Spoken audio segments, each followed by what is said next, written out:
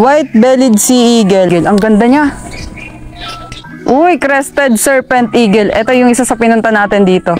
So ito mga idol, itong crested serpent eagle and yung iba pang lahi ng eagle is estimated na lifespan nila 15 to 20 years. Yung iba umaabot ng 25 years. Depende pa rin.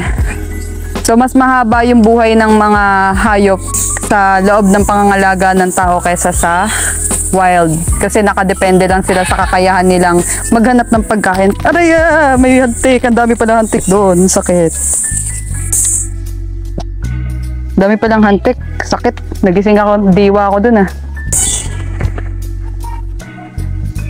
Paulit-ulit ko nga sinasabi. I really love eagle because they shows characteristics ng pagiging isang great leader. So they possess vision, they are high flyers, they are tenacious.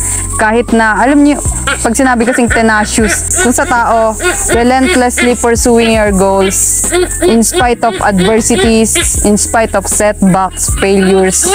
Sila kasi, kahit umuulan, talagang bumabaybay sila sa impapawid.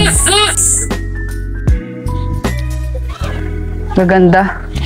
So, dito sa may kaliwa ay crested serpent eagle and nandito naman is white-bellied eagle.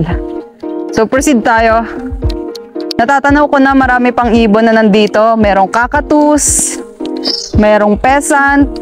Ito, rufous eagle. Hey, buddy. So, kilala sila sa color black. May crest din sila sa ulo, yung pinakapalong. Next stop natin, Philippine eagle. Ay, tama ba? Oh, Philippine eagle owl. Astig!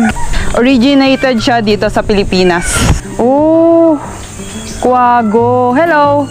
Hi, little fella.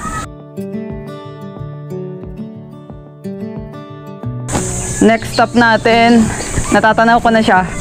Ito yung pinakagusto ko sa lahat. Ang cute ng kulay niya. White-bellied eagle. Stig. Ayan na siya. Ito pala yung maingay. Para siyang batang umiiyak.